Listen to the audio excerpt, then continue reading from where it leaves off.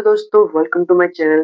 I am selection Pathshala. My name is Manoj और हम लोग इस वीडियो में बात करने वाले हैं एसेंट ए का यूनिट 2। शायद आपको लाइक का उसका यूनिट 2 पढ़ेंगे सेकंड सेमेस्टर में। आप चाहे किसी भी ब्रांच में उसका यूनिट 2 पढ़ेंगे, समराइजेशन ऑफ डाटा। डाटा को कैसे समराइज करेंगे, उसमें जो जो टॉपिक वो पढ़ेंगे। तो चलिए बिना देरी के साथ वीडियो को स्टार्ट करते हैं। तो पहला टॉपिक है हम लोग का डिस्क्रिप्टिव स्टैटिस्टिक्स। डिस्क्रिप्टिव स्टैटिस्टिक्स इसका मतलब क्या होता है? देखिए, हमको नहीं पता, ये एग्जाम में आएगा कि ये टॉपिक में था, तो इसका मतलब समझ लेते हैं। देखिए, डिस्क्रिप्टिव स्टैटिस्टिक्स का मतलब होता है अबाउट समराइजिंग डाटा।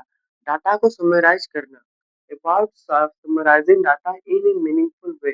कुछ मीनिंगफुल वे में अगर आप डाटा को समराइज करते हो तो उसको बोलते हैं डिस्क्रिप्टिव स्टैटिस्टिक्स। क्या बोलते हैं? Descriptive statistics. उसके बाद दूसरा टॉपिक है फ्रीक्वेंसी टेबल। देखिए, फ्रीक्वेंसी टेबल इसको समझ लेते हैं। देखिए, frequency table is the way to present data. ये है डाटा को प्रेजेंट करने का वे, एक रास्ता है। The data are counted largest sets of data. जो डाटा को काउंट करते हैं, अगर लार्ज सेट्स ऑफ में रहेगा, लार्ज सेट्स में रहेगा, जैसे कि समझ लेते हैं फॉर एग्जांपल, ये देखिए बहुत सारा लार्ज सेट्स ऑफ डाटा है, बहुत सारे नंबर है। अगर हम लोग इसको फ्रीक्वेंसी टेबल में लिखे तो कैसे करके लिखेंगे? देखिए, ये लार्ज सेट्स ऑफ डाटा है, हम लोग इसको कैसे करके लिख सकते हैं? पहले देखिए, हम लोग के पास क्या क्या नंबर है, 1 2 3 4 5 6 तो नंबर है।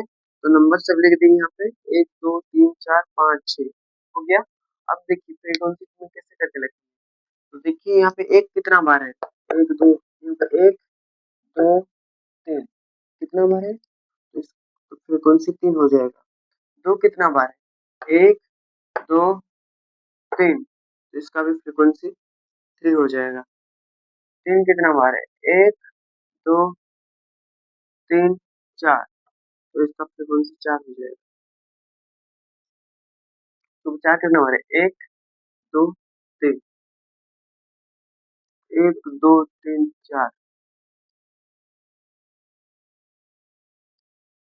और 5 कितना बार है, 1 2 2 3, लास्ट 6, एक एक ही तो है। तो देखिए, ये डाटा को प्रेजेंट कर रहा है, किसमें? डाटा आर काउंटेड, जिसमें डाटा को हम लोग काउंट कर रहे हैं, लास्ट सेट्स ऑफ डाटा को काउंट कर रहे हैं, ये होगा फ्रीक्वेंसी टेबल। जिसमें हम लोग लास्ट सेट्स ऑफ डाटा को काउंट करेंगे तो हो जाएगा फ्रीक्वेंसी टेबल। हम लोग पहला देखिए डिस्क्रिप्टिव स्टैटिस्टिक्स, जिसमें हम लोग डाटा को समराइज करते हैं मीनिंगफुल वे में। और दूसरा पर फ्रीक्वेंसी टेबल। फ्रीक्वेंसी टेबल एक को प्रेजेंट करते हैं डाटा को, और इसमें लास्ट सेट्स ऑफ डाटा को काउंट करते हैं। आई होप आपको समझ में आया। तो चलिए दूसरा टॉपिक स्टार्ट करते हैं। तो आइए हम लोग दूसरा टॉपिक में रिलेटिव फ्रीक्वेंसी पढ़ेंगे। रिलेटिव फ्रीक्वेंसी मतलब क्या होता है? देखिए, relative frequency is the ratio of the frequency. ये होगा ratio of the frequency of a particular observation to the race to the total number of observation, मतलब frequency, total number of frequency. Relative frequency is the ratio of frequency of a particular observation to the total number of observation, मतलब total frequency के बारे में बात कर रहा है। तो इसका फॉर्मूला निकल जाएगा, रिलेटिव फ्रीक्वेंसी इक्वल टू बराबर frequency by total number of frequency. तो हम लोग फ्रीक्वेंसी स्मॉल एफ से डिनोट करते हैं और टोटल नंबर ऑफ फ्रीक्वेंसी को एन से डिनोट करते हैं। आपने 9 क्लास में जरूर पढ़ा होगा। तो देखिए, ये हो गया फ्रीक्वेंसी, हो जाता है रिलेटिव फ्रीक्वेंसी, हो जाता है फ्रीक्वेंसी और टोटल नंबर ऑफ फ्रीक्वेंसी का रेशियो हो जाता है। तो देखिए क्वेश्चन करते हैं। हम लोग जो नंबर लिए थे, जो डाटा लिए थे, 1 2 3 4 5 6, इस सब का फ्रीक्वेंसी 3 4 5 6 7 8 9 10 4 4 1, नहीं 3 3 4 4 3 1 है। अगर इसका टोटल नंबर ऑफ फ्रीक्वेंसी निकालेंगे तो देखिए, 3 6 6 4 10, 10 4 14, 14 17, 18, ए निकल जाता है 18, 18 निकल जाता है। अब अगर हम लोग रिलेटिव फ्रीक्वेंसी निकालेंगे तो पहला आएगा 1/18, दूसरा आएगा 2/18, तीसरा आएगा 3/18, चौथा आएगा 4/18, पांचवा आएगा 5/18 और छठा आएगा 6/18। इसको आप काट के निकाल सकते हैं, जिसका 1/9 आ सकता है, 1/6 आ सकता है, आप इसको काट भी सकते हैं। तो देखिए रिलेटिव आया होगा, आपको समझ में आया होगा। रिलेटिव फ्रीक्वेंसी होता है फ्रीक्वेंसी और टोटल नंबर ऑफ फ्रीक्वेंसी का रेशियो। इसमें क्वेश्चन आते रहता है कि रिलेटिव फ्रीक्वेंसी निकालो, तो इसलिए हम आपको एक एग्जांपल के साथ समझा दिए। रिलेटिव फ्रीक्वेंसी निकालने के लिए आपको टोटल नंबर ऑफ फ्रीक्वेंसी निकालना पड़ेगा, जिसको बोलते हैं एन, एन से डिनोट करते हैं। अब अगर आप उसको निकालिए तेजी से, आप उसको आंसर बना सकते हैं। तो चलिए आगे बढ़ते हैं। तो ये हम लोग इस टॉपिक में ग्रुप डाटा और अनग्रुप डाटा पढ़ेंगे।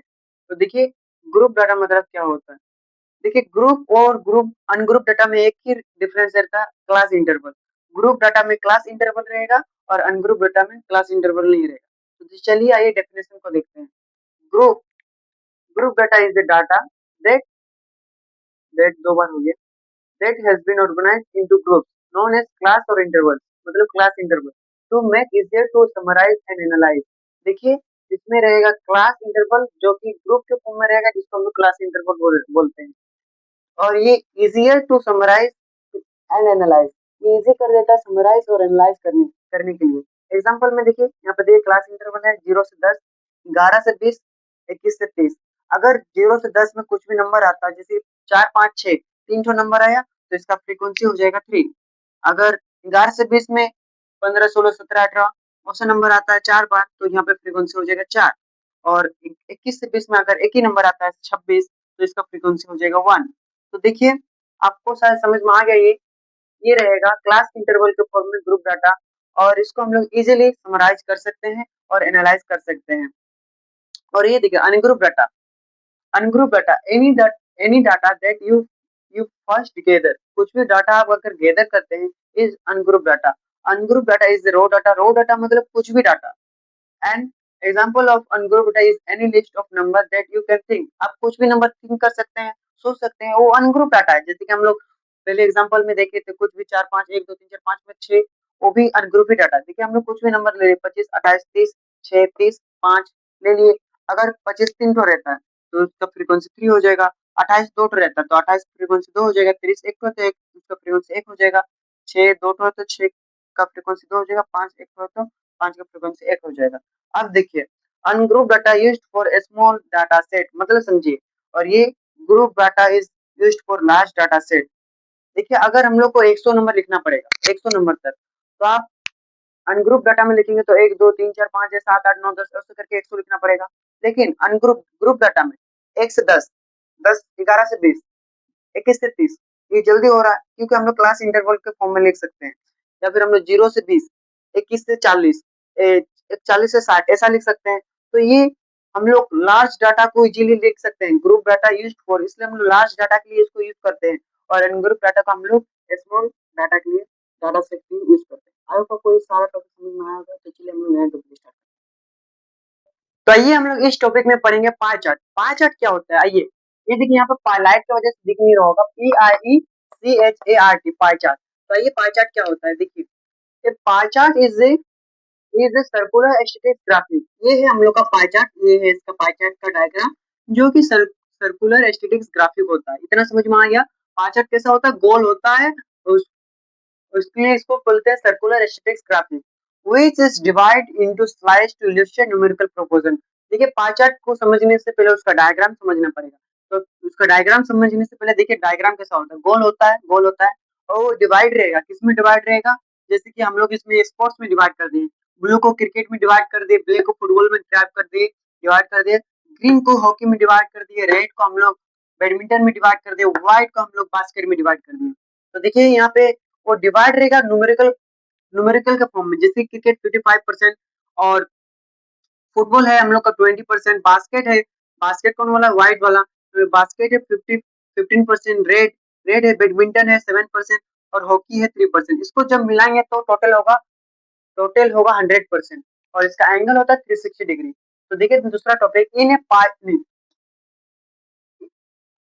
Statics graphic which is divide into slice to illustrate numerical proportion, जो कि ये सर्कुलर एसिडिक ग्राफिक होता है, जो कि डिवाइड रहता है इलस्ट्रेट, जैसे कि क्रिकेट फुटबॉल ये लोग इलस्ट्रेट है, न्यूमेरिकल प्रोपोर्शन में डिवाइड रहता है। ये देखो न्यूमेरिकल 55, 20, 15, 7, 3। इतना समझ में आ गया। अब दूसरा टॉपिक पढ़ते हैं। In a pie chart the arc length of each, जो पाई चार्ट में आर्क लेंथ होगा, मतलब किसी का भी अगर ये होता है, अगर ब्रीथ होता है तो उसका आर्क लेंथ होता है, आर्क लेंथ होता है ना, चाप, तो उसका चाप होता है, तो वो होगा the arc length of it, जिसका उसका आर्क लेंथ होगा is proportional to the quantity is present.